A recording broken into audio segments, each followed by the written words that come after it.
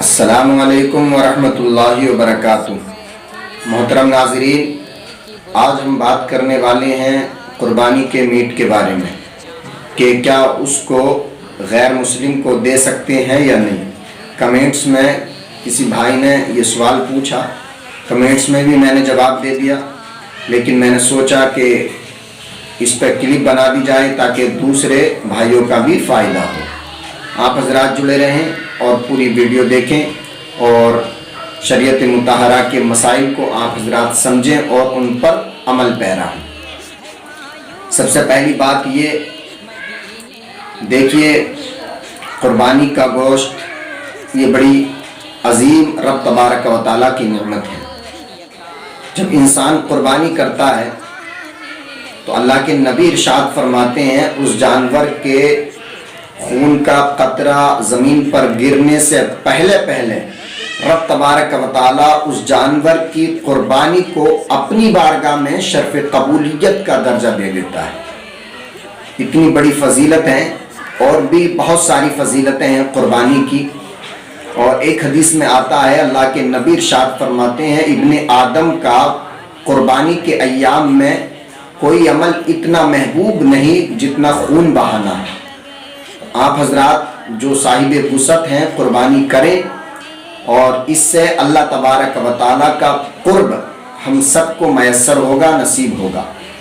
तो देखें, गोश्त के बारे में मसला शरई ये है, इंसान जब कुर्बानी करता है तो कुर्बानी के इवज़ जो उसको गोश्त मिलता है तो उसको क्या करना चाहिए। देखिए, मुस्तहब तो ये है कि उसके 3 हिस्से किए जाएं, उसके 3 हिस्से किए जाएं। पहला हिस्सा अजीज़ व अकारिब में, यानी उसको पकाए और अजीज़ व अकारिब की अपने दोस्तों की दावत करे और उसको खिलाए। और दूसरा हिस्सा फुकारा और मसाकीन में तकसीम कर दे। अब जो तीसरा हिस्सा बचा है वो अपने लिए और अपने अहलो अयाल के लिए रखे। ये मुस्तहब तरीक़ा है।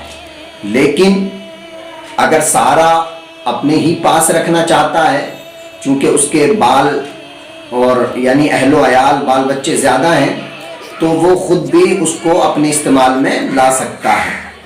लेकिन अगर ज़्यादा हैं बच्चे और साहिब वुसअत नहीं है तो सारा का सारा उसको अपने इस्तेमाल में लाना ये उसके लिए मुस्तहब है। और रही बात ये कि आजकल क्या होता है, बाज़ देहात में ऐसा होता है कि जब कुर्बानी होती है तो उसी गांव के कुछ गैर मुस्लिम, जिसको आजकल की ज़बान में, देहाती ज़बान में भंगन कहा जाता है, वो घरों पर आती है और गोश्त लेकर जाती है, मुसलमानों से गोश्त मांगती है। तो ये देखिए, शरअन बिल्कुल जायज़ नहीं है। हमारा मज़हब इसकी इजाज़त नहीं देता कि आप उसको कुर्बानी का मीट दें, है ना। बड़ा मुअज़्ज़ज़ ये मीट होता है, आप हज़रात उसको देंगे, शरीयत ऐसा बिल्कुल आपको इजाज़त नहीं देती। अब याद रखें, अगर आपने उसको गोश्त दे दिया तो ये बुरा किया। ऐसा नहीं कि कुर्बानी आपकी नहीं होगी। अगर गोश्त दे भी दिया आपने, मीट दे भी दिया गैर मुस्लिम को, तो कुर्बानी तो हो जाएगी, लेकिन आपने ये जो फेल किया ये बहुत बुरा किया। आपको ऐसा नहीं करना चाहिए। अगर सारा का सारा गोश्त आप फ़कीर और मसाकीन में तकसीम करना चाहते हैं तो वो भी कर सकते हैं, लेकिन जो कुर्बानी कर रहा है उसका खाना ये मुस्तहब तरीक़ा है, यानी उसको थोड़ा बहुत उसमें से खा लेना मुस्तहब है, बेहतर है, अफजल है। अब देखें, ऐसा होता है, ये कस्साब हजरात जो हैं, कसाई, ये ज़बह करते हैं और मीट वगैरह बनाते हैं, तो इसके इवज़ में बाज़ देहात में ऐसा होता है कि उसका जो चमड़ा होता है उसी को दे दिया जाता है कि भाई ये तुम्हारा इवज़ है। तो याद रखें, ऐसा बिल्कुल दुरुस्त नहीं है।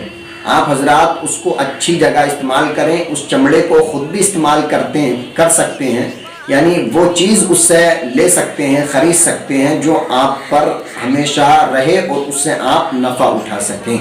जैसे मिसाल के तौर पर आपने किताबों पर जिल्द चढ़ा ली या किताबें ख़रीद ली और या जानमाज बना ली, तो ये तमाम सूरतें हैं, जबकि उस चमड़े की कीमत अपने इस्तेमाल में ला सकता है।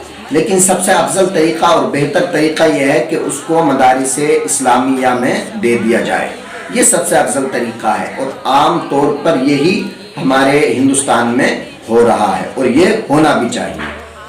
تو اس کا بالکل خیال رکھیں آپ کہ اپنے میٹ کو، قربانی کا جو میٹ ہے اس کو کسی غیر مسلم کو نہ دیں۔ ہاں، اللہ تبارک و تعالیٰ نے بڑے انعامات و احسانات مسلمانوں پر کیے ہیں، اور طریقے سے آپ ان کی مدد کر سکتے ہیں تاکہ ان کا دل مذہب اسلام کی طرف بڑھے، ہے نا۔ تو اس وجہ سے آپ حضرات ان کو بالکل میٹ قربانی کا نہیں دے سکتے، چونکہ اس کو ہمارے فقہائے کرام نے منع فرمایا۔